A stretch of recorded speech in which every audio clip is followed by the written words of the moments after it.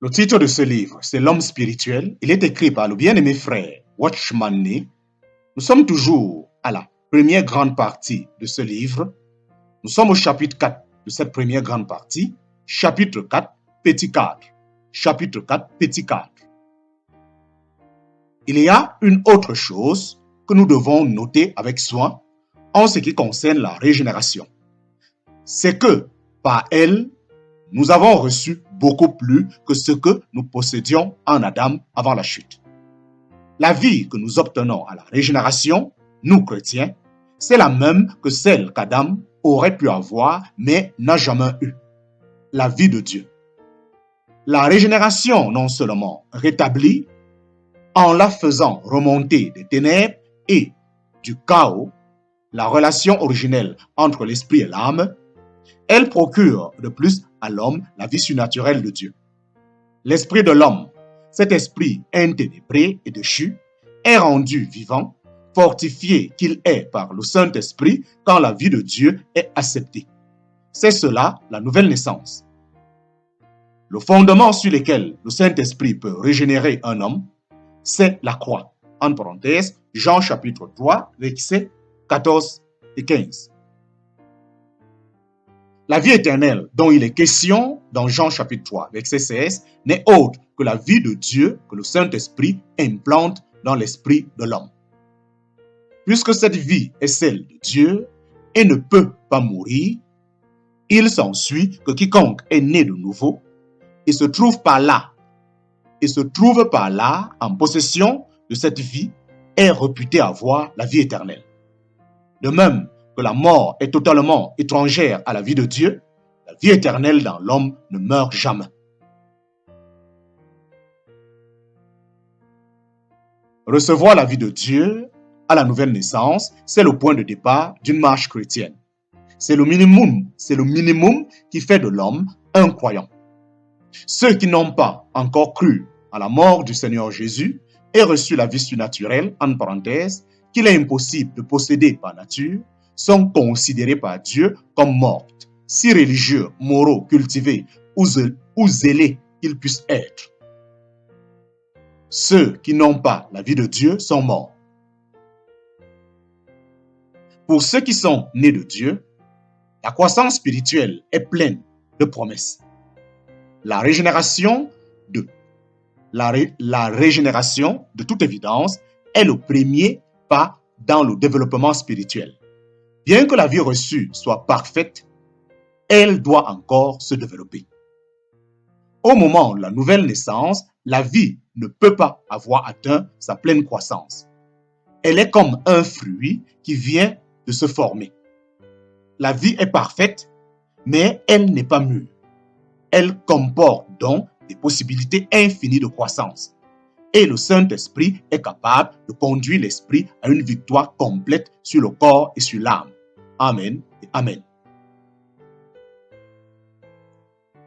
Deux sortes de chrétiens. Deux sortes de chrétiens. Dans 1 Corinthiens chapitre 3, verset 1, l'apôtre divise les chrétiens en deux catégories. Les chrétiens spirituels et les chrétiens charnels. Le chrétien spirituel est celui dans l'esprit duquel le Saint-Esprit demeure et d'où il contrôle l'être tout entier. Qu'entendons-nous maintenant par un chrétien charnel? La Bible emploie le mot « chair » pour décrire la vie et la valeur d'un homme non régénéré.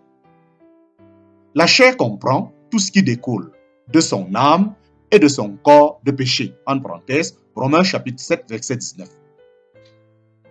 Il s'ensuit qu'un chrétien charnel, c'est un chrétien qui est né de nouveau et possède la vie de Dieu, mais qui, au lieu de triompher de sa chair, est vaincu par sa chair.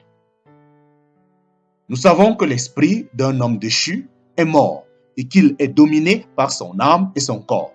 Un chrétien charnel est donc un homme dont l'esprit a été vivifié, mais qui continue à suivre son âme et son corps et se rend coupable de péché. Si un chrétien demeure dans un état charnel longtemps, après avoir passé par la nouvelle naissance, il empêche le salut de Dieu de réaliser en lui toutes ses possibilités et toutes ses manifestations. Ce n'est qu'en croissant dans la grâce, constamment gouverné par son esprit, qu'il verra le salut pleinement réalisé en lui. Si un chrétien demeure dans un état charnel longtemps après avoir passé par la nouvelle naissance, il empêche le salut de Dieu de réaliser en lui toutes ses possibilités et toutes ses manifestations. Ce n'est qu'en croissant dans la grâce, constamment gouverné par son esprit, qu'il verra le salut pleinement réalisé en lui. Fin de la première partie de ce livre appelé L'homme spirituel. Fin de la première partie. Nous venons de terminer le chapitre 4. Et en terminant le chapitre 4, nous sommes aussi à la fin de la première partie de ce livre appelé L'homme spirituel. Présentement, nous entrons dans la deuxième partie de ce livre appelé L'homme spirituel. Deuxième partie de ce livre. Deuxième partie, la chair. Le titre de la deuxième grande partie de ce livre est La chair. Chapitre 1 de la deuxième partie de ce livre. Chapitre 1, la chair et le salut. Chapitre 1, la chair et le salut. Le mot chair est bazar en hébreu et sars en grec. On le rencontre fréquemment dans la Bible et il est utilisé de différentes manières. Son usage le plus riche de signification, observé dans les écrits de Paul, où il est très clairement exposé, se rapporte à la personne non régénérée. Parlant de son vieux moi, l'apôtre dit dans Romains chapitre 7, « Je suis charnel ».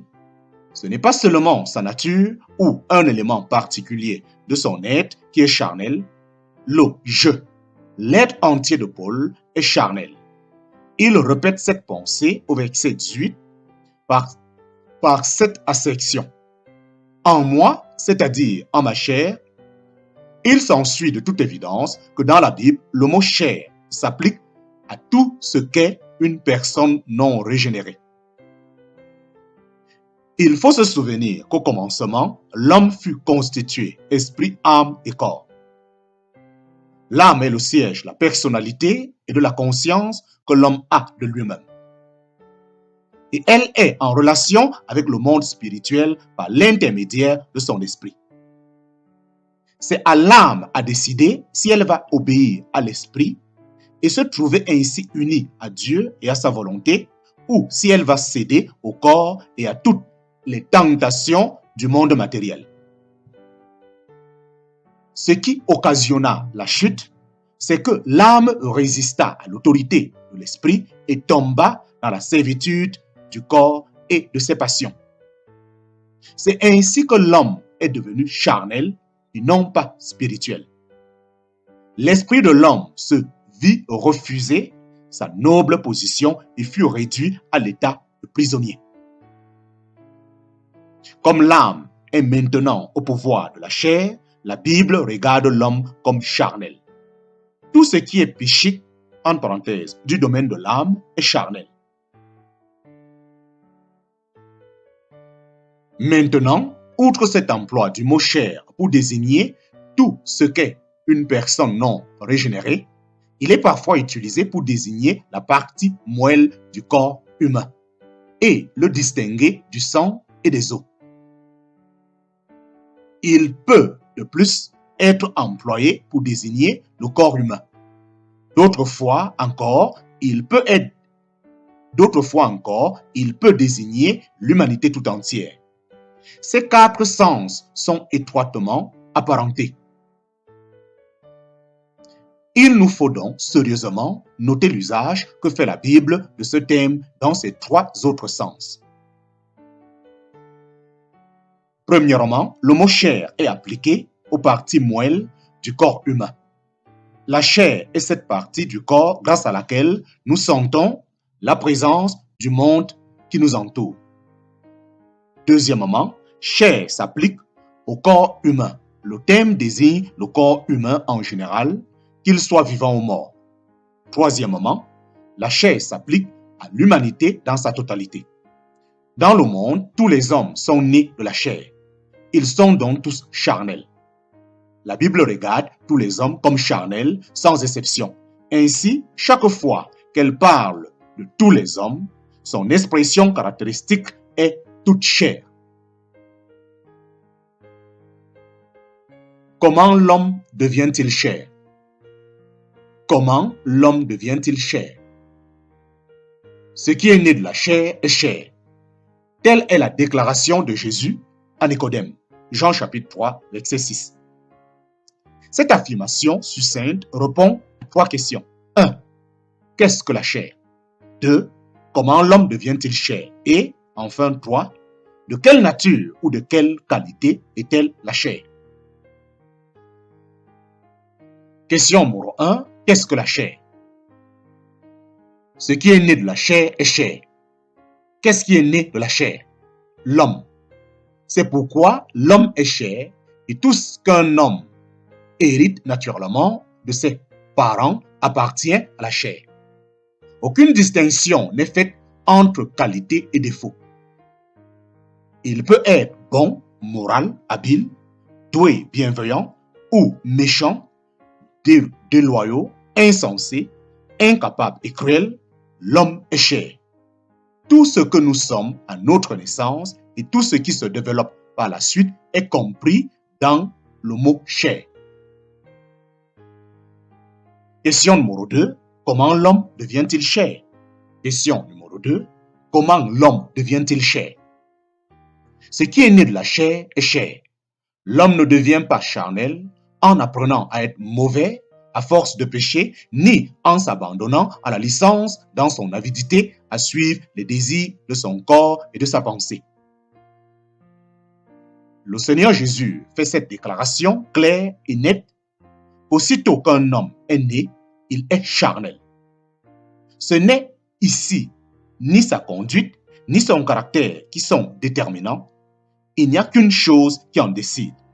De qui est-il né? Chaque homme de ce monde a été engendré de parents humains et est par conséquent jugé par Dieu comme étant de la chair. Genèse chapitre 6, verset 3.